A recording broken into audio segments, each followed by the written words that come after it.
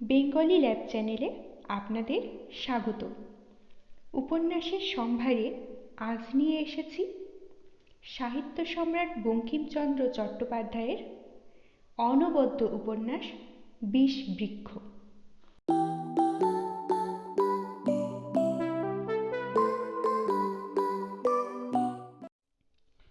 প্রথম পরিচ্ছেদ, নগেন্দ্রের নৌকা যাত্রা। নগেন্দ্র দত্ত নৌকারোহণে যাইতেছিলেন। জ্যৈষ্ঠ মাস, তুফানের সময়।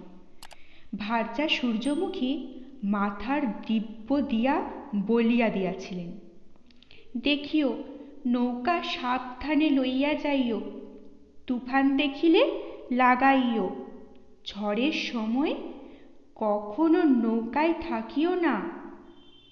নগেন্দ্র স্বীকৃত হইয়া নৌকারোহণ করিয়াছিলেন, নহিলে সূর্যমুখী ছাড়িয়া দেন না। কলিকাতায় না গেলেও নহে, অনেক কাজ ছিল। নগেন্দ্রনাথ মহা ধনবান ব্যক্তি, জমিদার। তাহার বাসস্থান গোবিন্দপুর। যে জেলায় সেই গ্রাম, তাহার নাম গোপন রাখিয়া হরিপুর বলিয়া তাহার বর্ণনা করিব। নগেন্দ্রবাবু যুবা পুরুষ, বয়ঃক্রম ৩০ বর্ষমাত্র। নগেন্দ্রনাথ আপনার বজ্রায় যাইতেছিলেন।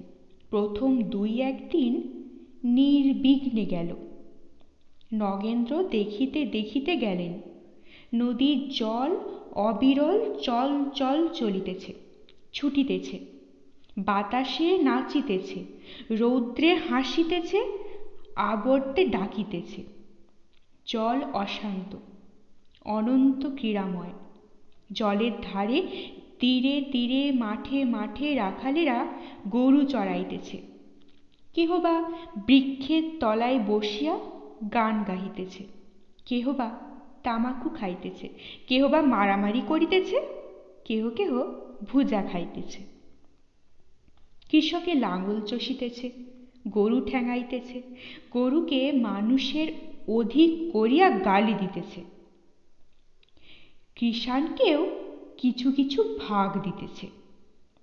ঘাটে ঘাটে কৃষকের মহিষীরা কলসি, ছেঁড়া কাঁথা, পচা মাদুর, রূপার তাবিজ, নাকছাবি, পিতলের পইচে, ২ মাসের ময়লা পরিধেয় বস্ত্র, মসি নিন্দিত গায়ের গন্ধ, রুক্ষ কেশ লইয়া বিরাজ করিতেছেন। তাহার মধ্যে কোনো সুন্দরী মাথায় কাদা মাখিয়া মাথা ঘষিতেছেন, কেহ ছেলে ঠ্যাঙাইতেছেন, কেহ কোনো অনুদ্দিষ্টা অব্যক্তনাম্নী প্রতিবাসিনীর সঙ্গে উদ্দেশ্যে কোন্দল করিতেছেন, কেহ কাষ্ঠে কাপড় আঁচড়াইতেছেন। কোনো কোনো ভদ্রগ্রামের ঘাটে কুলকামিনীরা ঘাট আলো করিতেছেন, প্রাচীনারা বক্তৃতা করিতেছেন, মধ্যবয়স্কারা শিব পূজা করিতেছেন, যুবতীরা ঘোমটা দিয়া ডুব দিতেছেন, আর বালক বালিকারা চেঁচাইতেছে, কাদা মাখিতেছে, পূজার ফুল কুড়াইতেছে, সাঁতার দিতেছে, সকলের গায়ে জল দিতেছে। কখনো কখনো ধ্যানে মগ্না মুদ্রিত নয়না কোনো গৃহিণীর সম্মুখস্থ কাদার শিব লইয়া পলাইতেছে। ব্রাহ্মণ ঠাকুরেরা নিরীহ ভালো মানুষের মতো আপন মনে গঙ্গাস্তব করিতেছেন, পূজা করিতেছেন। একবার আকণ্ঠ নিমজ্জিতা কোনো সুন্দরীর প্রতি অলক্ষ্যে চাহিয়া লইতেছেন। আকাশে সাদা মেঘ রৌদ্রতপ্ত হইয়া ছুটিতেছে, তাহার নিচে কৃষ্ণবিন্দুবৎ পাখি উড়িতেছে। নারিকেল গাছে চিল বসিয়া রাজমন্ত্রীর মতো চারিদিক দেখিতেছে, কাহার কিসে ছো মারিবে। বক ছোট লোক, কাদা ঘাটিয়া বেড়াইতেছে। ডাহুক রসিক লোক, ডুব মারিতেছে। আর আর পাখি হালকা লোক, কেবল উড়িয়া বেড়াইতেছে। হাটুরিয়া নৌকা হটর হটর করিয়া যাইতেছে আপনার প্রয়োজনে। খেয়া নৌকা গজেন্দ্র গমনে যাইতেছে পরের প্রয়োজনে, বোঝাই নৌকা যাইতেছেই না, তাহাদের প্রভুর প্রয়োজন মাত্র। নগেন্দ্র প্রথম 2-1 দিন দেখিতে দেখিতে গেলেন। পরে একদিন আকাশে মেঘ উঠিল, মেঘ আকাশ ঢাকিল, নদীর জল কালো হইল, গাছের মাথা কটা হইল, মেঘের কোলে বক উড়িল, নদী নিষ্পন্দ হইল। নগেন্দ্র নাবিকদিগকে আজ্ঞা করিলেন, নৌকাটা কিনারায় বাঁধিও। রহমত মোল্লা মাঝি তখন নেমাজ করিতেছিল, কথার উত্তর দিল না। রহমত আর কখনো মাঝিগিরি করে নাই। তাহার নানার খালা মাঝির মেয়ে ছিল, তিনি সেই গর্বে মাঝিগিরির উমেদার হইয়াছিলেন, কপালক্রমে সিদ্ধকাম হইয়াছিলেন। রহমত হাঁকে ডাকে খাটো নন।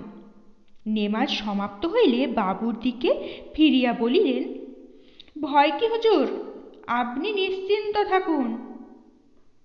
রহমত মোল্লার এত সাহসের কারণ এই যে কিনারা অতি নিকট। অবিলম্বেই কিনারায় নৌকা লাগিল। তখন নাবিকেরা নামিয়া নৌকা কাছি করিল। বোধ হয় রহমত মোল্লার সঙ্গে দেবতার কিছু বিবাদ ছিল। ঝড় কিছু গুরুতর বেগেই আসিল। ঝড় আগে আসিল। ঝড় ক্ষণিককাল গাছপালার সঙ্গে মল্লযুদ্ধ করিয়া সহোদর বৃষ্টিকে ডাকিয়া আনিল। তখন 2 ভাই বড় মাতামাতি আরম্ভ করিল।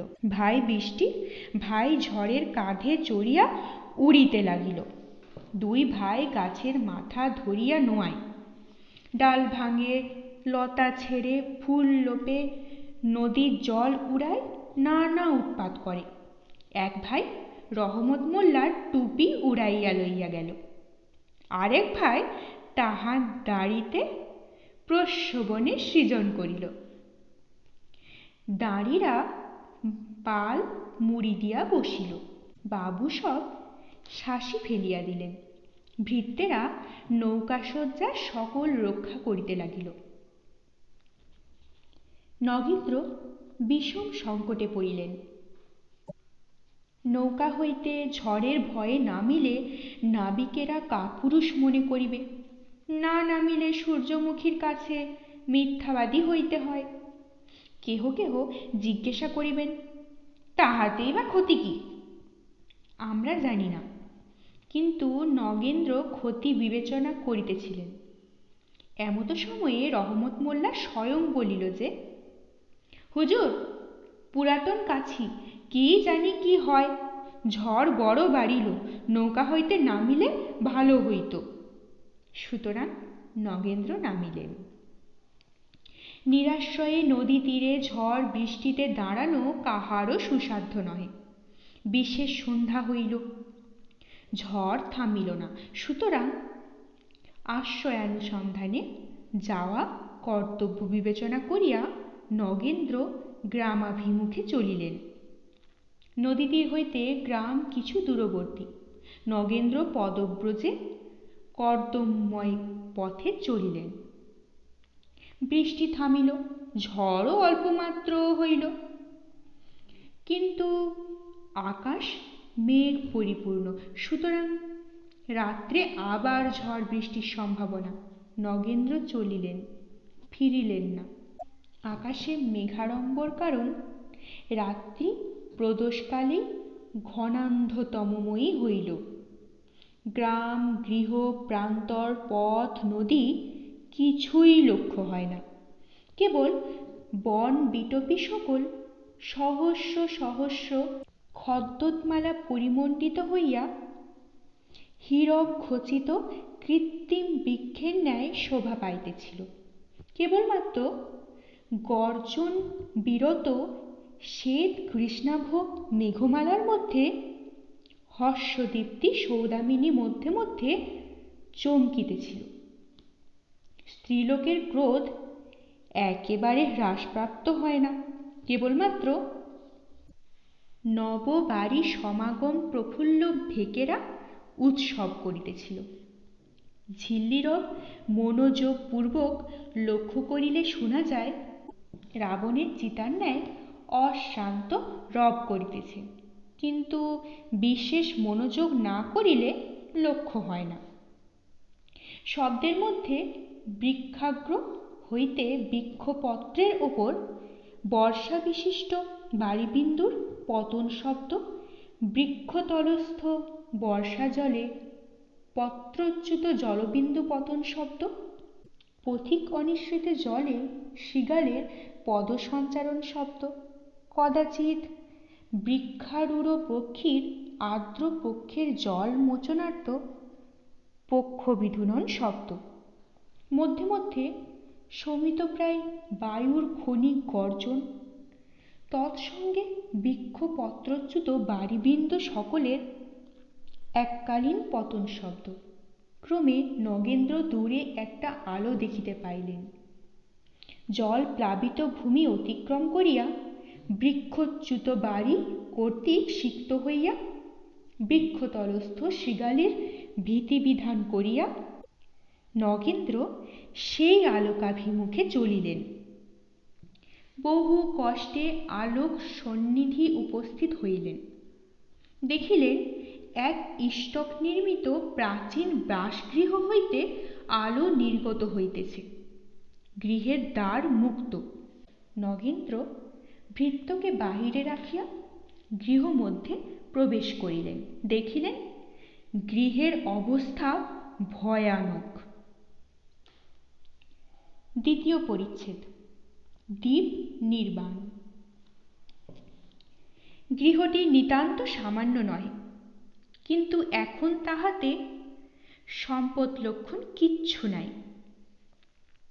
প্রকোষ্ঠ সকল ভগ্ন, মলিন, মনুষ্য সমাগম চিহ্ন বিরহিত। কেবলমাত্র পেচক, মশিক ও নানাবিধ কীট পতঙ্গাদি সমাকীর্ণ। একটিমাত্র কক্ষে আলো জ্বলিতেছিল। সেই কক্ষ মধ্যে নগেন্দ্র প্রবেশ করিলেন। দেখিলেন কক্ষ মধ্যে মনুষ্য জীবনোপযোগী দুটো একটা সামগ্রী আছে মাত্র, কিন্তু সে সকল সামগ্রী দারিদ্র্যব্যঞ্জক। দুই একটা হাঁড়ি, একটা ভাঙা উনান, ৩-৪খানা তৈজস, ইহাই গৃহালঙ্কার। দেওয়ালে কালি, কোণে ঝুলি, চারিদিকে আরশোলা, মাকড়সা, টিকটিকি, ইঁদুর বেড়াইতেছে। এই ভিন্ন শয্যায় একজন প্রাচীন শয়ন করিয়া আছেন। দেখিয়া বোধ হয় তাহার অন্তিমকাল উপস্থিত।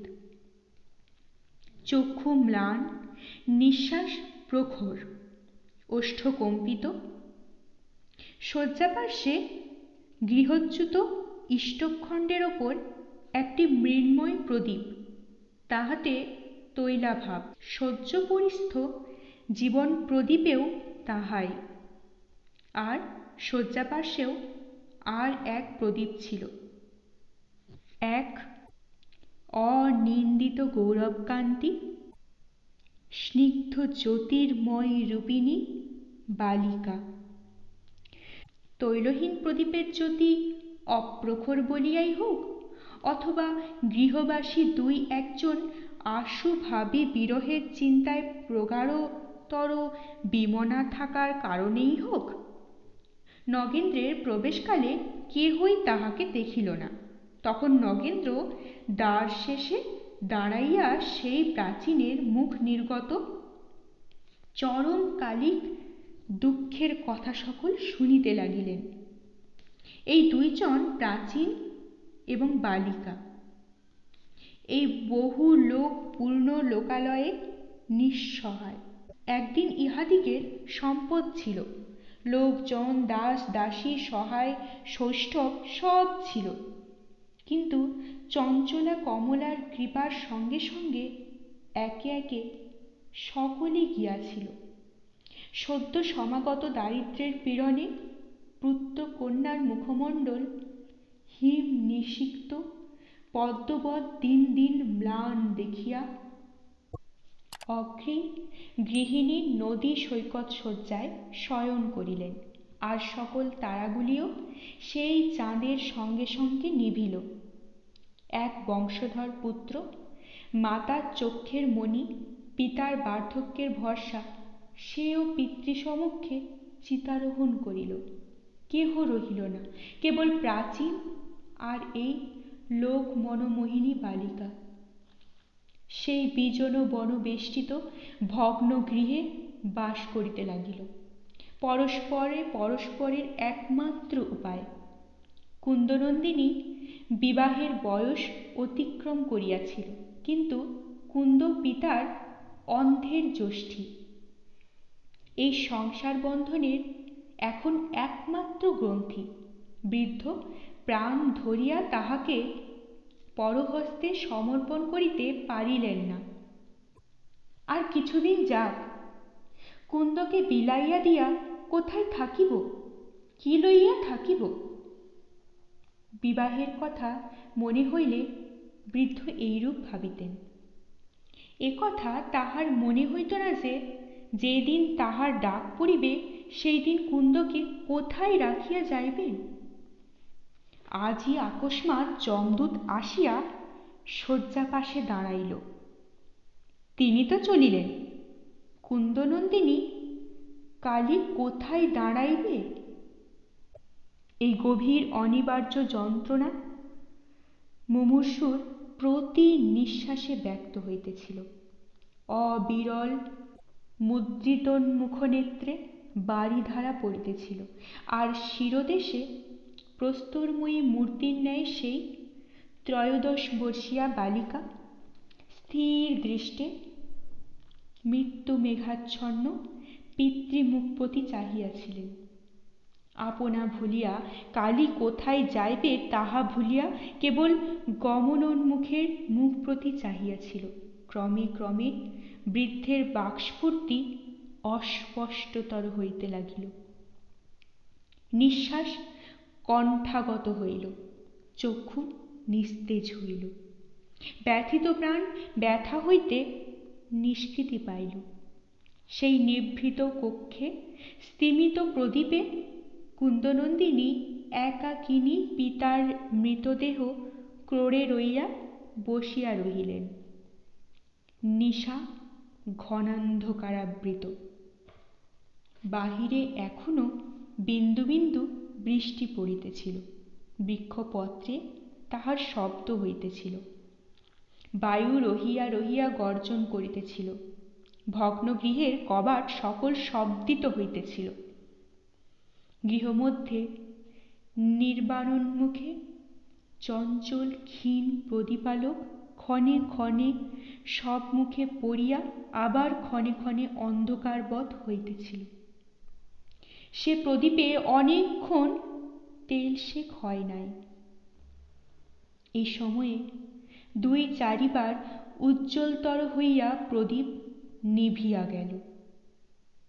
তখন নগেন্দ্র নিঃশব্দ পদসঞ্চারে গৃহদ্বার হইতে অপসৃত হইলেন। 3য় পরিচ্ছেদ। ছায়া পূর্বগামিনী। নিশীথ সময় ভগ্ন গৃহমধ্যে কুন্দনন্দিনী ও তাহার পিতার শব। কুন্দ ডাকিল, বাবা! কেহ উত্তর দিল না। কুন্দ একবার মনে করিল পিতা ঘুমাইলেন, আবার মনে করিল বুঝি মৃত্যু। কুন্দ সে কথা স্পষ্ট মুখে আনিতে পারিল না। শেষে কুন্দ আর ডাকিতেও পারিল না, ভাবিতেও পারিল না। অন্ধকারে ব্যজন হস্তে যেখানে তাহার পিতা জীবিতাবস্থায় শয়ান ছিলেন, এক্ষণে যেখানে তাহার শব পড়িয়াছিল সেইখানে বায়ু সঞ্চালন করিতে লাগিল। নিদ্রায় শেষে স্থির করিল, কেন না, মরিলে কুন্দর দশা কি হইবে? দিবারাত্রি জাগরণে এবং এখনকার ক্লেশে বালিকার তন্দ্রা আসিল। কুন্দনন্দিনী রাত্রি দিবা জাগিয়া পিতৃসেবা করিয়াছিল। নিশাকর্ষণ হইলে কুন্দনন্দিনী তালবৃন্ত হস্তে সেই অনাবৃত কঠিন শীতল হর্মস্থলে আপন মৃণাল নিন্দিত বাহুপরি মস্তক রক্ষা করিয়া নিদ্রা গেল। তখন কুন্দনন্দিনী স্বপ্ন দেখিল যেন রাত্রি অতি পরিষ্কার জ্যোৎস্নাময়ী, আকাশ উজ্জ্বল নীল। সেই প্রভাময় নীল আকাশমণ্ডলে যেন বৃহৎ চন্দ্রমণ্ডলের বিকাশ হইয়াছে। এত বড় চন্দ্রমণ্ডল কুন্দ কখনো দেখে নাই। তাহার দীপ্তিও অতিশয় ভাস্বর, অথচ নয়ন স্নিগ্ধকর। কিন্তু সেই রমণীয় প্রকাণ্ড চন্দ্রমণ্ডল মধ্যে চন্দ্র নাই। তৎপরিবর্তে কুন্দ মণ্ডল মধ্যবর্তিনী এক অপূর্ব জ্যোতির্ময়ী দেবী মূর্তি দেখিল। সেই জ্যোতির্ময়ী মূর্তি সনাথ চন্দ্রমণ্ডল যেন উচ্চ গগন পরিত্যাগ করিয়া ক্রমে ক্রমে ধীরে ধীরে নিচে নামিতেছিল। ক্রমে সেই চন্দ্রমণ্ডল সহস্র শীতল রশ্মি স্ফুরিত করিয়া কুন্দনন্দিনীর মস্তকের ওপর আসিল। তখন কুন্দ দেখিল যে সেই মণ্ডল মধ্যশোভিনী আলোকময়ী কিরাট কুণ্ডলাদি ভূষণালঙ্কৃতা মূর্তি স্ত্রীলোকের আকৃতি বিশিষ্টা, রমণীয় কারুণ্য পরিপূর্ণ মুখমণ্ডল, স্নেহ পরিপূর্ণ হাস্য অধরে স্ফুরিত হইতেছে। তখন কুন্দ সভয়ে সানন্দে চিনিল যে এই করুণাময়ী তাহার বহুকাল মৃতা প্রসূতির অবয়ব ধারণ করিয়াছে। আলোকময়ী সস্নেহাননে কুন্দকে ভূতল হইতে উত্থিতা করিয়া ক্রোড়ে লইলেন এবং মাতৃহীনা কুন্দ বহুকাল পরে মা কথা মুখে আনিয়া যেন চরিতার্থ হইল। পরে জ্যোতির্মণ্ডল মধ্যস্থা কুন্দের মুখ চুম্বন করিয়া বলিলেন, বাছা, তুই বিস্তর দুঃখ পাইয়াছিস। আমি জানিয়াছি যে বিস্তর দুঃখ পাইবি। তোর এই বালিকা বয়, এই কুসুম কোমল শরীর, তোর শরীরে সে দুঃখ সইবে না। অতএব তুই আর এখানে থাকিস না, পৃথিবী ত্যাগ করিয়া আমার সঙ্গে আয়।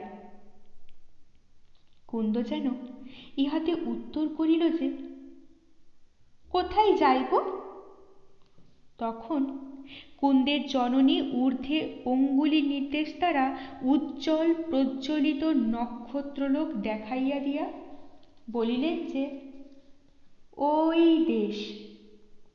কুন্দ তখন যেন বহু দূরবর্তী বেলাবিহীন অনন্ত সাগর পারস্থবৎ পরিজ্ঞাত নক্ষত্র দৃষ্টি করিয়া কহিল, আমি অত দূরে যাইতে পারিব না, আমার বল নাই। তখন ইহা শুনিয়া জননীর কারুণ্য প্রফুল্ল অথচ গম্ভীর মুখমণ্ডলে ঈষৎ অনাহ্লাদ জনিতবৎ ভ্রূকুটি বিকাশ হইল এবং তিনি মৃদু গম্ভীর স্বরে কহিলেন, বাছা, যাহা তোমার ইচ্ছা তাহা করো, কিন্তু আমার সঙ্গে আসিলে ভালো করিতে। ইহার পর তুমি ওই নক্ষত্রলোক প্রতি চাহিয়া তথায় আসিবার জন্য কাতর হইবে।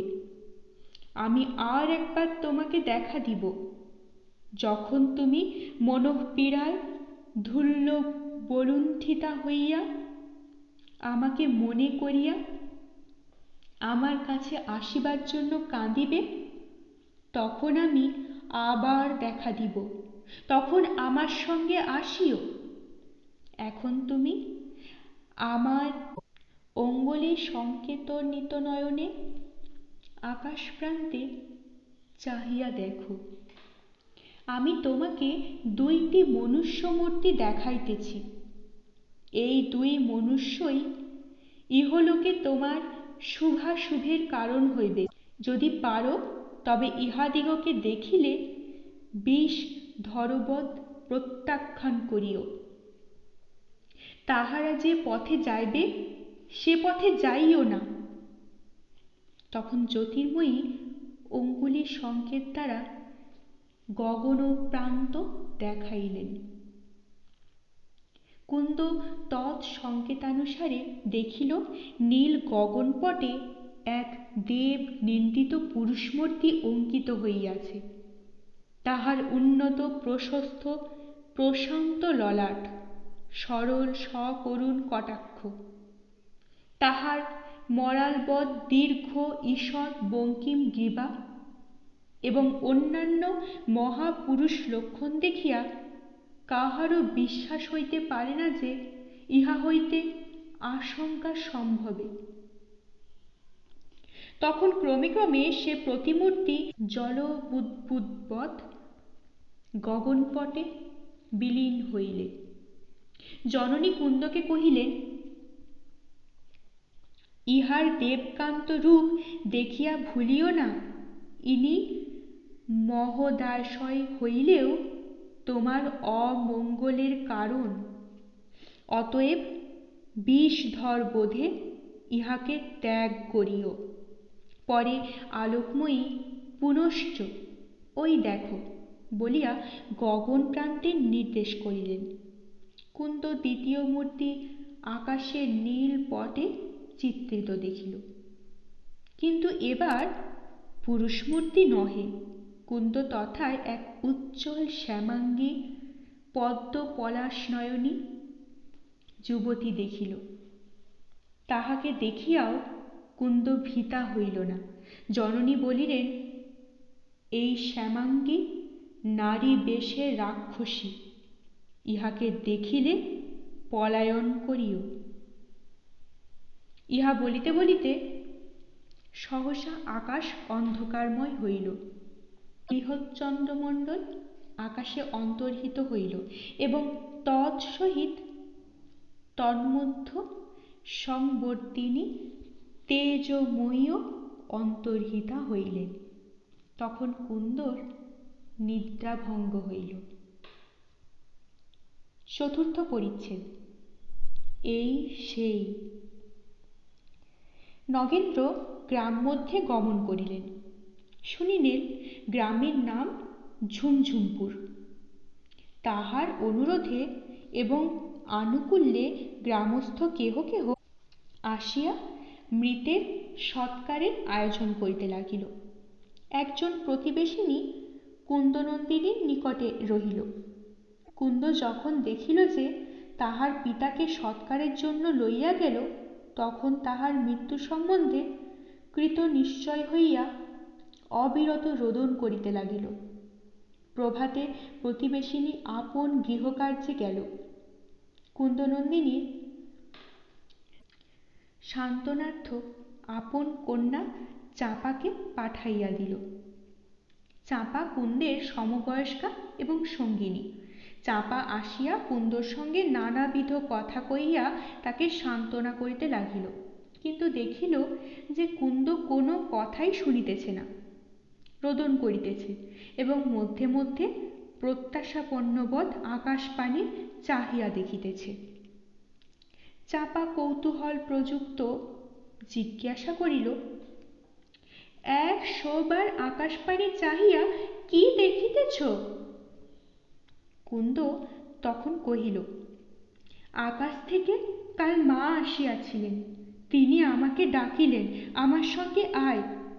আমার এমন দুর্বুদ্ধি হইল, আমি ভয় পাইলাম, মার সঙ্গে গেলাম না।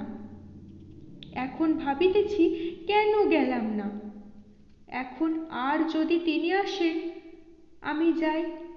তাই ঘন ঘন আকাশপানে চাহিয়া দেখিতেছি।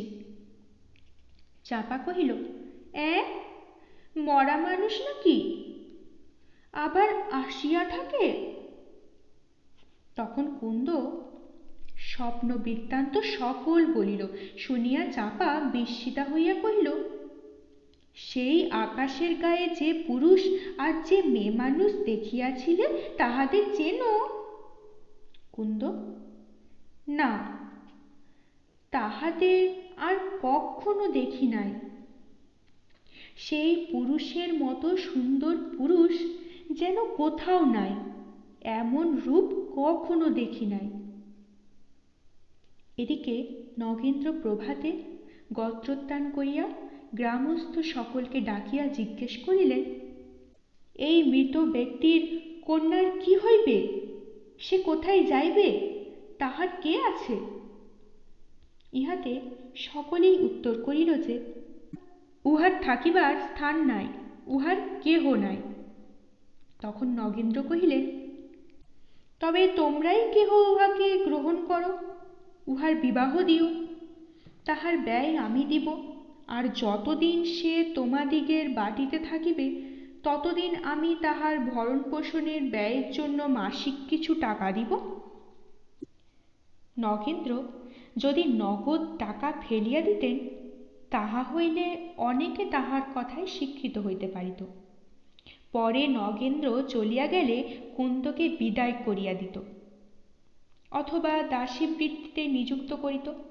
কিন্তু নগেন্দ্র সেরূপ মূঢ়তার কার্য করিলেন না। সুতরাং নগদ টাকা না দেখিয়া কেহই তাহার কথায় বিশ্বাস করিল না। তখন নগেন্দ্রকে নিরুপায় দেখিয়া একজন বলিল, শ্যামবাজারে উহার এক মাসির বাড়ি আছে, বিনোদ ঘোষ ইহার মেসো। আপনি কলিকাতায় যাইতেছেন, যদি ইহাকে সঙ্গে করিয়া লইয়া গিয়া সেইখানে রাখিয়া আসেন তবে এই কায়স্থ কন্যার উপায় হয় এবং আপনারও স্বজাতির কাজ করা হয়। অগত্যা নগেন্দ্র এই কথায় স্বীকৃত হইলেন এবং কুন্দকে এই কথা বলিবার জন্য তাহাকে ডাকিতে পাঠাইলেন। চাঁপা কুন্দকে সঙ্গে লইয়া আসিল। আসিতে আসিতে দূর হইতে নগেন্দ্রকে দেখিয়া কুন্দ আকস্মাৎ স্তম্ভিতের ন্যায় দাঁড়াইল। তাহার পর আর পা সরিল না। সে বিস্ময়োৎফুল্ল নেত্রে, সে বিস্ময়োৎফুল্ল লোচনে বিমূঢ়ার ন্যায় নগেন্দ্রের প্রতি চাহিয়া রহিল। চাপা কহিল, ও কি দাঁড়ালি যে? কুন্দ অঙ্গুলি নির্দেশের দ্বারা দেখাইয়া কহিল, এই সেই। চাপা কহিল, এই কে? কুন্দ কহিল, যাহাকে মা কাল রাত্রে আকাশের গায়ে দেখাইয়াছিলেন। তখন চাঁপাও বিস্মিতা ও শঙ্কিতা হইয়া দাঁড়াইল। বালিকারা অগ্রসর হইতে হইতে সংকুচিতা হইল দেখিয়া নগেন্দ্র তাহাদিগের নিকট আসিলেন এবং কুন্দকে সকল কথা বুঝাইয়া বলিলেন। কুন্দ কোনো উত্তর করিতে পারিল না, কেবল বিস্ময় বিস্ফারিত লোচনে নগেন্দ্রের প্রতি চাহিয়া রহিল। পঞ্চম পরিচ্ছেদ। অনেক প্রকারের কথা। অগত্যা নগেন্দ্রনাথ কুন্দকে কলকাতায় আত্মসমভিব্যাহারে লইয়া আসিলেন। প্রথমে তাহার মেসো বিনোদ ঘোষের অনেক সন্ধান করিলেন। শ্যামবাজারে বিনোদ ঘোষ নামে কাহাকেও পাওয়া গেল না। এক বিনোদ দাস পাওয়া গেল, সে সম্বন্ধ অস্বীকার করিল। সুতরাং কুন্দ নগেন্দ্রের গলায় পড়িল। নগেন্দ্রের এক সহোদরা ভগিনী ছিলেন, তিনি নগেন্দ্রের অনুজা। তাহার নাম কমলমণি। তাহার শ্বশুরালয় কলিকাতায়। শ্রীশচন্দ্র মিত্র তাহার স্বামী। শ্রীশবাবু প্লন্ডরফেয়ারলির বাড়ির মুৎসুদ্দি। হৌস বড় ভারী। শ্রীশচন্দ্র বড় ধনবান। নগেন্দ্রের সঙ্গে তাহার বিশেষ সম্প্রীতি। কুন্দনন্দিনীকে নগেন্দ্র সেইখানেই লইয়া গেলেন। কমলকে ডাকিয়া কুন্দের সবিশেষ পরিচয় দিলেন। কমলের বয়স ৮৮ বৎসর, মুখাবয়ব নগেন্দ্রের ন্যায়। ভ্রাতা ভগিনী উভয়েই পরম সুন্দর, কিন্তু কমলের সৌন্দর্য গৌরবের সঙ্গে সঙ্গে বিদ্যার খ্যাতিও ছিল। নগেন্দ্রের পিতা মিস টেম্পল নাম্নী এক শিক্ষাদাত্রী নিযুক্ত করিয়া কমলমণিকে এবং সূর্যমুখীকে বিশেষ যত্নে লেখাপড়া শিখাইয়াছিলেন। কমলের শ্বশ্রু বর্তমান, কিন্তু তিনি শ্রীশচন্দ্রের পৈতৃক বাসস্থানেই থাকিতেন, কলকাতায় কমলই গৃহিণী। নগেন্দ্র কুন্দর পরিচয় দিয়া কহিলেন, এখন তুমি ইহাকে না রাখিলে আর রাখিবার স্থান নাই। পরে আমি যখন বাড়ি যাইব, উহাকে গোবিন্দপুরে লইয়া যাইব। কমল বড় দুষ্ট। নগেন্দ্র এই কথা বলিয়া পশ্চাৎ ফিরিলেই কমল কুন্দকে কোলে তুলিয়া লইয়া দৌড়িলেন। একটা টবে কতকটা অনিততপ্ত জল ছিল। আকস্মাৎ কুন্দকে তাহার ভেতরে ফেলিলেন। কুন্দ মহাভীতা হইল। কমল তখন হাসিতে হাসিতে স্নিগ্ধ সৌরভযুক্ত শোভ হস্তে লইয়া স্বয়ং তাহার গাত্র ধৌত করিতে আরম্ভ করিলেন। একজন পরিচারিকা স্বয়ং কমলকে এরূপ কাজে ব্যাপিতা দেখিয়া তাড়াতাড়ি আমি দিতেছি বলিয়া দৌড়িয়া আসিতেছিল। কমল সেই তপ্ত জল ছিটাইয়া পরিচারিকার গায়ে দিলেন। পরিচারিকা পলাইল। কমল স্বহস্তে কুন্দকে মার্জিত এবং স্নাত করাইলে কুন্দ শিরীষসৌধ পদ্মবৎ শোভা পাইতে লাগিল। তখন কমল তাহাকে শ্বেত চারু বস্ত্র পরাইয়া গন্ধতেল সহিত তাহার কেশ রচনা করাইয়া দিলেন এবং কতকগুলি অলঙ্কার পরাইয়া দিয়া বলিলেন, যা, এখন দাদাবাবুকে প্রণাম করিয়া আয়। আর দেখিস যেন এ বাড়ির বাবুকে প্রণাম করে ফেলিস না। এ বাড়ির বাবু দেখিলেই বিয়ে করে ফেলবে। নগেন্দ্রনাথ কুন্দর সকল কথা সূর্যমুখীকে লিখিলেন। হরদেব ঘোষাল নামে তাহার এক প্রিয় সুহৃদ দূর দেশে বাস করিতেন। নগেন্দ্র তাহাকেও পত্র লেখার কালে কুন্দনন্দিনীর কথা বলিলেন যথা। বলো দেখি, কোন বয়সে স্ত্রীলোক সুন্দরী? তুমি বলিবে 40 পরে। কেননা তোমার ব্রাহ্মণীর আরও 2-1 বৎসর হইয়াছে। কুন্দ নামে এক কন্যার পরিচয় দিলাম, তাহার বয়স 13 বৎসর। তাহাকে দেখিয়া বোধ হয় যে এই সৌন্দর্যের সময়। প্রথম যৌবন সঞ্চারের অব্যাহিত রূপে পূর্বেই যেরূপ মাধুর্য এবং সরলতা থাকে, পরে তত থাকে না। এই কুন্দের সরলতা চমৎকার, সে কিছুই বোঝে না। আজিও রাস্তার বালকদিগের সহিত খেলা করিতে ছোটে, আবার বারণ করিলেই ভীতা হইয়া প্রতিনিবৃত্তা হয়। কমল উহাকে লেখাপড়া শিখাইতেছে। কমল বলে লেখাপড়ায় তাহার দিব্য বুদ্ধি, কিন্তু অন্য কোনো কথাই বোঝে না। বলিলে বৃহৎ নীল দুইটি শরতের মতো সর্বদাই স্বচ্ছ জলে ভাসিতেছে। সেই দুইটি চক্ষু আমার মুখের ওপর স্থাপিত করিয়া চাহিয়া থাকে, কিছু বলে না। আমি যে চক্ষু দেখিতে দেখিতে অন্যমনস্ক হই, আর বুঝাইতেই পারি না। তুমি আমার মতিস্থৈর্যের এই পরিচয় শুনিয়া হাসিবে। বিশেষ তুমি বাতিকের গুণে গাছ কয় চুল পাকাইয়া ব্যঙ্গ করিবার পরোয়ানা হাসিল করিয়াছ। কিন্তু যদি তোমাকে এই দুইটি চক্ষুর সম্মুখে দাঁড় করাইতে পারি, তবে তোমারও মতিস্থৈর্যের পরিচয় পাই। চক্ষু দুইটি যে কিরূপ, তাহা আমি এ পর্যন্ত স্থির করিতে পারিলাম না। তাহা দুইবার একরকম দেখিলাম না। আমার বোধ হয় যেন এই পৃথিবীর সে চোখ নয়, এই পৃথিবীর সামগ্রী যেন ভালো করিয়া দেখে না, অন্তরিক্ষে যেন কি দেখিয়া তাহাতে নিযুক্ত আছে। কুন্দ যে নির্দোষ সুন্দরী তাহা নহে, অনেকের সঙ্গে তুলনায় তাহার মুখাবয়ব অপেক্ষাকৃত প্রশংসনীয় বোধ হয়, অথচ আমার বোধ হয় এমন সুন্দরী কখনো দেখি নাই। বোধ হয় যেন কুন্দনন্দিনীতে পৃথিবী ছাড়া কিছু আছে, রক্ত মাংস যেন গঠন নয়, যেন চন্দ্রকর কি পুষ্প সৌরভকে শরীরী করিয়া তাহাকে গড়িয়াছে। তাহার সঙ্গে তুলনা করিবার সামগ্রী হঠাৎ মনে হয় না। অতুল্য পদার্থটি, তাহার সর্বাঙ্গীন শান্ত ভাব ব্যক্তি যদি স্বচ্ছ সরোবরে শরৎচন্দ্রের কিরণ সম্পাদে যে ভাব ব্যক্তি তাহা বিশেষ করিয়া দেখো, তবে ইহার সাদৃশ্য কতক অনুভূত করিতে পারিবে।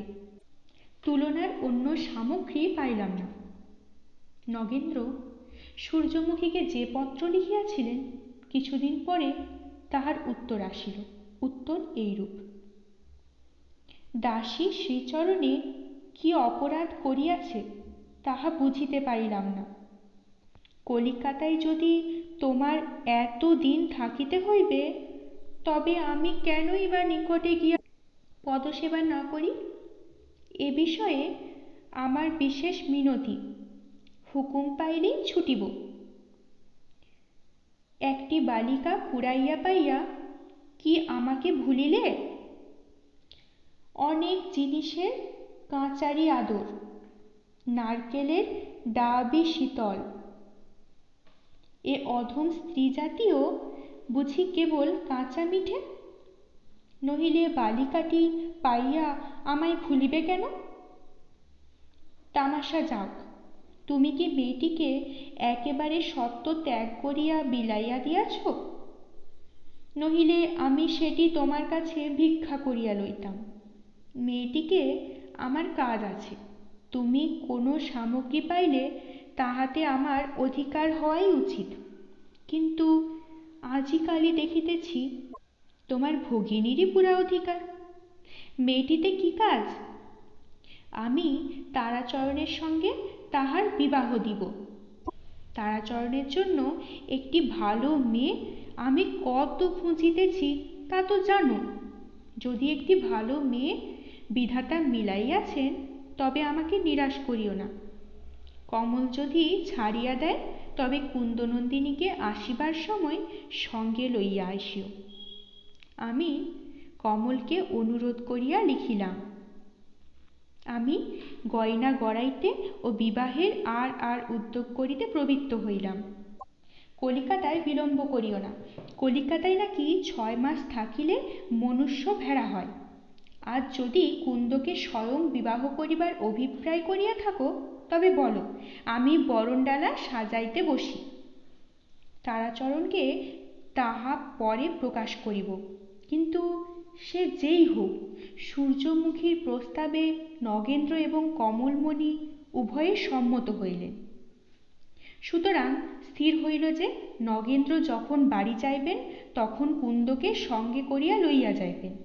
সকলে আহ্লাদপূর্বক সম্মত হইয়াছিলেন। কমল ও কুন্দর জন্য কিছু গয়না গড়াইতেছিলেন। কিন্তু মনুষ্য তো চিরান্ধ। কয়েক বৎসর পর এমতো একদিন আইল, যখন কমলমণি ও নগেন্দ্র ধূল্য বলুণ্ঠিত হইয়া কপালে করাঘাত করিয়া ভাবিলেন যে, কি কুক্ষণে কুন্দনন্দিনীকে পাইয়াছিলাম, কি কুক্ষণে সূর্যমুখীর পত্রে সম্মত হইয়াছিলাম। কখন যে কমলমণি, সূর্যমুখী, নগেন্দ্র 3 জনে মিলিত হইয়া 20 বীজ রোপণ করিলেন, পরে 3 জনেই হাহাকার করিবেন।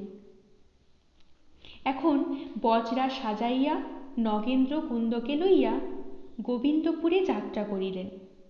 কুন্দ স্বপ্ন প্রায় ভুলিয়া গিয়াছিল। নগেন্দ্রের সঙ্গে যাত্রাকালে একস্বর তাহা স্মরণপথে আসিল, কিন্তু নগেন্দ্রের করুণ্যপূর্ণ মুখকান্তি ও লোক বৎসল চরিত্র মনে করিয়া কুন্দ কিছুতেই বিশ্বাস করিল না যে ইহা হইতে তাহার অনিষ্ট হইবে, অথবা কেহ কেহ এমন পতঙ্গবৃত্ত যে জ্বলন্ত বহ্নিরাশি দেখিয়াও তন্মধ্যে প্রবিষ্ট হয়। ভালো লাগলে অবশ্যই লাইক করবেন, শেয়ার করবেন। পরবর্তী পর্বে চোখ রাখতে চ্যানেলটিকে অবশ্যই সাবস্ক্রাইব করবেন ও প্রতিটি পর্ব মিস না করার জন্য বেল আইকনটি প্রেস করবেন। আপনাদের অভিমত কমেন্ট বক্সে অবশ্যই জানাবেন। অনেক ধন্যবাদ। নমস্কার।